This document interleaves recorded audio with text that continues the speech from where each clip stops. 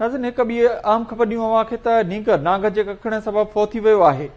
मीरपुर साकरो मां ख़बर ॾियूं त नींगर नांग जे कखण सबबि फौत थी वियो आहे। लाश अस्पताल मुंतक़िल कयो वियो आहे। सुमरा ॻोठ वासी नींगर नांग जे कखण सबबि फौत थी वियो आहे। 13 वरनि जो रियाज़ सुमरो नांग जे कखण सबबि फौत थी वियो। मड़ अस्पताल मुंतक़िल कयो वियो आहे।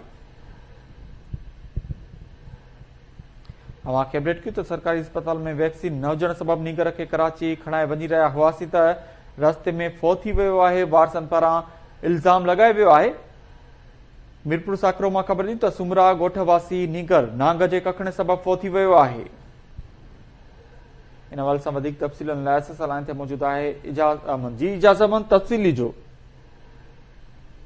बुआरा वेझो 13 वरियनि जे नींगर के नांग कखे विधो। नींगर अस्पताल नींदे फौत थी वियो। घर में कुरामत लाइ बल्कि मीरपुर साकरो जे ॻोठ सिद्दीक सूमरो जो रवासी 13 वरियनि जे नींगर रियाज़ सूमरो के नांग कखे विधो, जंहिंखे अस्पताल नियो पियो वियो। रस्ते में नींगर जेको आहे फौत थी वियो आहे। वारसनि जो चवणु आहे त अस्पताल में डॉक्टर इलाज नथा कनि, इंजेक्शनूं अणलंबाइन कराची खणी वञण लाइ चयो वियो। नींगर रस्ते में फौत थी वियो आहे। होॾां नींगर जो लाश घर पे अचण ते घर में खुरा मची वियो। जी वॾी महिरबानी अपडेट करण लाइ इजाज़ अहमद शेख।